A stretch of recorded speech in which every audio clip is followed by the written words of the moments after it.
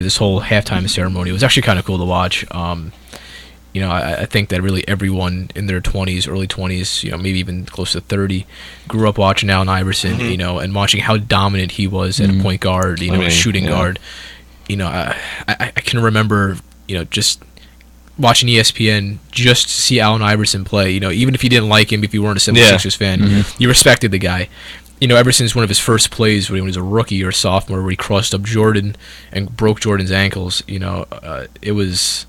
He was a very fun, interesting player to watch. Who could forget his whole practice? Oh, yeah. We talking about practice. We talking about. Oh, we should have got that clip. Yeah, man. we should have gotten the clip. Oh, but gosh. It's. I'm trying to look it up actually.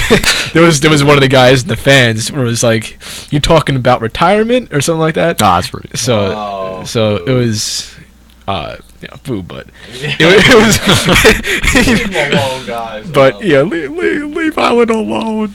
But no, I think exactly what you're talking about. I mean, when Jordan retired, I had like no one to go to, and I was like, sure, I'll pick Allen Iverson to be my favorite player. He very controversial though. Very controversial. Ran out of money. Had a lot of allegations about like domestic abuse with his wife. Yeah, his wife. But he was a tremendous talent. I mean, his rookie year. There's a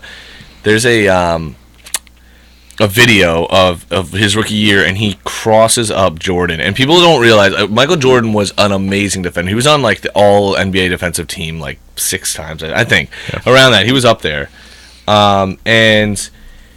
He just like Jordan's all over him, trying to be like on him, like just really tight, and Iverson just does this crossover, like, typical Allen Iverson crossover. I mean that made him famous, and he basically breaks Michael Jordan's ankles, and it's amazing. It's he was so good. So I don't know. Yeah, I think we all went through that phase when we were like 8-10 years old. We all had our our corny Nike headbands on, and we tried to do the Allen Iverson crossover, full arm, like the sweatband on our wrist. Yeah, Yeah. Oh yeah. We tried to be cool. Everybody loved that. Everyone I used to try to find. I was like, where do you get those? Right? Where do you get one of those? I felt so white. I was like, where do I get the armbands? Where do I get those headbands? I want to be gangster like Allen Iverson. I want to be cool like Allen Iverson. He's one swell fellow. Yeah, I know. Exactly. I don't think anyone ever talked. No, they didn't since like 50. But I remember my uncle like started fading out of basketball actually around Jordan's time. Like he loved 80s basketball, like Pistons, Celtics, Lakers. 80s was beautiful. Like he loved that period. But then when Jordan and the Bulls to him was like a turnoff. And actually I found out it was to a lot of classic NBA fans who loved the sport and felt like the sport was really climaxing in the 80s, and Jordan came and it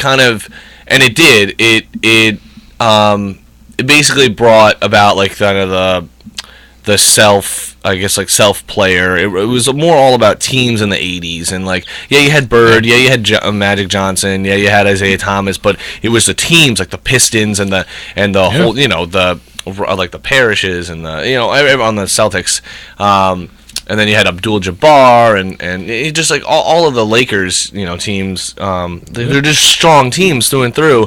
And yes, the Bulls did build a really good team around Jordan, but it really kind of switched to like individual players as opposed to building a team. Yeah. And I know a lot of people were turned off by it, and I remember telling my uncle Tony that Allen Iverson is my new favorite player, and he was like, Allen Iverson is a goon. Like, and he knew that my parents didn't know that he was basically like a convicted felon kind of guy. And so I remember my parents were not really happy that I was like, idolizing this guy who, had questionable, instances, but can you fall? When you watch him play, he was just so good. Yeah, he was so fast. He was so small. He would take it. He was like 6 foot and he could dunk. Like, yeah. I don't know what else to say about Allen Iverson. Yeah, like what you were saying before, it's true. Once the 80s ended and Jordan, came with the Bulls, late 80s, early 90s, he it created that whole shift where I think it was Bulls Jazz, like how many straight championship games, and it kind of set the wave. Like it felt like where the Heat were the last couple of years, where you knew no one's going to contest with this team. Yeah. So well, we thought so. I mean, we thought that the Thunder had a chance to do it, and then they got Westbrook went down, but I mean, remember when the Heat first went, they lost to the Mavericks. Yeah. And then like out of nowhere came the Pacers. So it's like you said, we thought no one was going to contest. Yeah. But I think the way we have the Allen Iverson clips, so we're gonna play that in a sec. But I think that the NBA works. Hopefully we get this to work. But the way the NBA is now, I think that it's starting finally to stabilize a little bit. With a couple teams on each conference, starting to make their mark. So we'll see. I think that this year's playoffs are gonna be a ton of fun. Yeah, and I mean, if you don't remember the speech, I mean, it's Allen Iverson talking about he didn't show up for practice. And he, a journalist asked him, like, well, what do you think about, like, not showing up for practice? And him and Coach Brown at the time were, like, kind of at odds. And so this is his response to not, showing up to practice or showing up to practice late and, like, not participating. Tell you that I missed practice. If a coach say I missed practice and y'all hear it, then that's that. I mean, I might have missed one practice this year. But if somebody say he doesn't come to practice, it can be one practice out of all the practices this year. That's enough. If I can't practice, I can't practice, man. I'm hurt, I'm hurt. I mean, simple as that. It ain't about that. I mean, it's not about that at all. You know what I'm saying? I mean, but it's easy to talk about. It's easy to sum it up when you just talk about practice. We sitting here, I'm supposed to be the franchise player, and we're in here talking about practice. I mean, listen, we talking about practice. Not a game. We talking about practice. Not a game. Not the game that I go out there and die for and play every game like it's my last. Not the game. We're talking about practice, man. I mean, how silly is that, man? We're talking about practice. I know I'm supposed to be there. I know I'm supposed to lead by example. I know that. And I'm not shoving it aside, like it don't mean anything. I know it's important. I do. I honestly do. But we talking about practice, man. What are we talking about? Practice? We talking about practice, man. We talking about practice.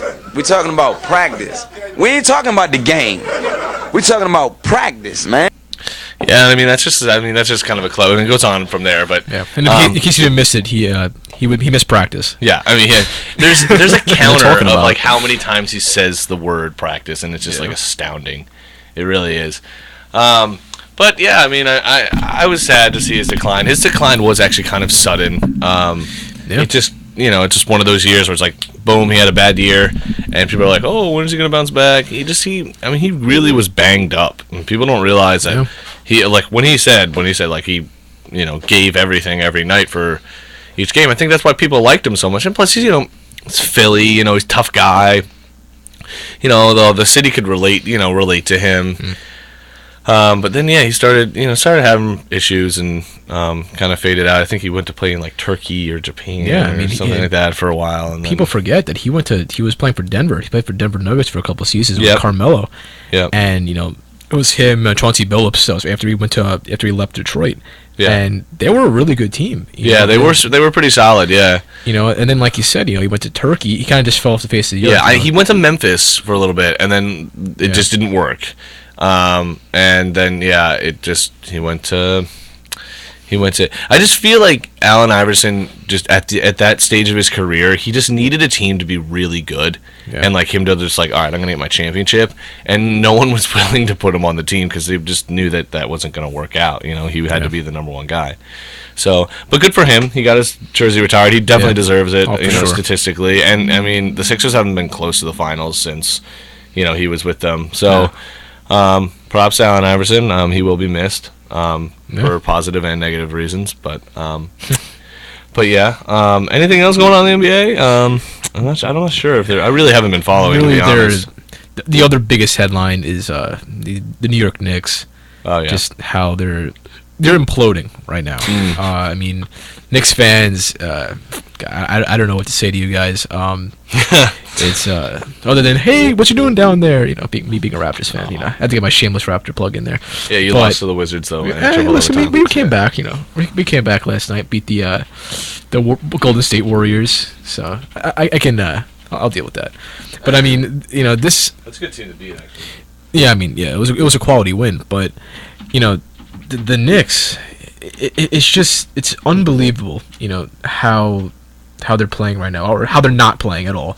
Well, I mean, they were like, oh, it could be a contender, you know, this year, and I mean, it's like, I mean, to a lesser extent, it's kind of like the Brooklyn Nets. I mean, they were like favorites. Mm-hmm. I mean, there were supposed to be 4 teams out of the East this year that were supposed to be pretty solid. You know, you had the Heat, you had the Pacers, you had Brooklyn, and you had New York. I mean, they were literally supposed to be, you know, basically like, let's just see who's going to battle this one out. And I'm sure most people thought it was going to either be the Heat. People were kind of skeptical to see what the Pacers would do this year, and then they went on that tear. It was like 14 games unbeaten or something like that. So, yeah, the Knicks are just bad. Man, they're bad. I mean, Carmelo keeps putting it in though each night. Carmelo, they showed stats this morning. I was watching ESPN, and they were showing the averages of the last 20 games, and Carmelo's averaging 34 a game. And oh my goodness. The only one who's averaging double digits is I think it was Amari Stoudemire, or it might have been Tyson Chandler. You know, everyone else, you know, even everyone else, Raymond Felton. You know, Raymond Felton has this whole gun charge incident. You know, J.R. Smith. I think J.R. Smith is averaging 11 points, but you know, it's this is a team that has a salary cap of $88 million. You know, which is second in the NBA behind Brooklyn. You know, this is a team that's $32 million over the salary cap, which is unreal. How much money they're paying a year for the luxury tax? Yeah, you know, no, it's. I mean, and that's the risk of it too. I mean, if you're gonna take the luxury tax, your players better step up. Yeah, I mean, you look at this team, and I was looking at what players are under contract and what players aren't. Mm-hmm. You know, going into next year, and everyone's still their salary goes up to $91 million next year. Wow. You know, they can't cut or restructure Carmelo. You know, if he stays, you know, I doubt he's going to stay. You know, but you know, he's getting $25 million next year. Amari Stoudemire is getting $27 million. Yeah, and what has he been doing, man? Which is bizarre. I mean, is he playing or is he? He's playing, but he's playing off the bench. Okay, you know, he's like kind of like the 6-man role, kind of like what J.R. Smith was with Denver. Yeah, you know, it's unreal just how they're just giving up. You know, they've been nationally televised 3 straight games now. You know, with the why? I mean, you look at that was the other point I was going to make. You know, you look at the NBA's scheduling, you know, on television, and I mean, I can't stand turning my television on and watching Pelicans Suns. Like, you know, like Pelicans. why is this a primetime game? Terrible. You know, I mean, name selection. Are they putting it on primetime just for Anthony Davis's unibrow? Like, I don't understand why we're watching the Pelicans. That guy. Okay, I'm gonna take a serious note. I mean, we're gonna joke around a bit, but. He gets millions of dollars, right? Yeah. How has he not been told to get braces or Invisalign, shave the unibrow? Like, I just don't get it. I don't understand how he's like, you know what? I'm happy with the way I look. But that's a signature look. You know, when he was, it's like when Ovechkin doesn't replace his front tooth. Yeah, I know, but I understand the front tooth. I get that, but a lot of hockey players have that. But Yeah, you're right. It's also a hockey The thing. guy has literally have you seen his bottom teeth? They're mangled. They're mangled. I don't understand how he eats. But I know the unibrow is part of his image, right? Unibrow. When he owns the unibrow. Is that something you really want to own? No. He actually that you said that he actually tried to copyright unibrow. I'm done. And have a trademark for his own thing. Because when he was in, if he went to Kansas or Kentucky, I think it was Kansas. It was Kentucky. Or Kentucky, yeah. Excuse me. He was with Kentucky. You would see all the students, all the fans in the crowd, they'd have the fake unibrows. They would have the posters with the unibrow. Yeah, I mean, I guess you could say I'm embracing my image, I'm embracing myself, but it's well, if I'm I'm starting to lose hair on the top of my head. If I had enough money, I would replace it, like Wayne Rooney did. Like I was going to say, you're a United fan. You have no choice. Yeah, exactly. So I just don't get why you wouldn't like better your image if you had the opportunity. There are people that are like, are begging to like have something, helped out. Don't say like, oh, I mean, I don't know. I guess it can go both ways. Yeah. I just think it's such a bad. I mean, why look like that if you don't have to? It's one of those things. It really makes me mad, and I mean, like, I don't want to be a jerk. I mean, maybe he has a loving wife, and maybe he has, a great family, but come on, like, you're gonna tell me that, if he's with like a supermodel woman and she fell for him because of like his looks and his personality, like, I really don't. I just can't believe that. I just think that is like it's the multi-million-dollar contract that he signed as a first-round draft pick. But yeah, and also back to the Pelicans too. What a terrible name choice. Man. Yeah, they take the least intimidating, probably the most goofiest animal really on bad. planet Earth, the pelican. Yeah. I mean, I understand they wanted to do it for like sea awareness, like sea animal, marine life awareness kind of stuff. Because they should have went with. I know it's terrible, and maybe it's too soon, but they should have went with the Hurricanes, man. Embrace it. I know it's terrible, but New Orleans Hurricanes. Come on, New Orleans Hurricanes sounds actually pretty cool. That's not a bad name. I know it is. I know the whole Katrina thing going back to that. Yes, I understand, and maybe it is too sensitive. Like honestly, it's. I think. I mean, you have to kind of put it in perspective. Like, would you be okay if like a New York team was like the New York Hurricanes and like it's close to Sandy and they play in like Breezy Point? Is that? Would they allow that? Would they be okay with that? I guess it's kind of the same thing, but I just think it's. I mean, it's okay, and it's not like you don't have a Hurricanes team already. I was going to say, how's Carolina? Yeah.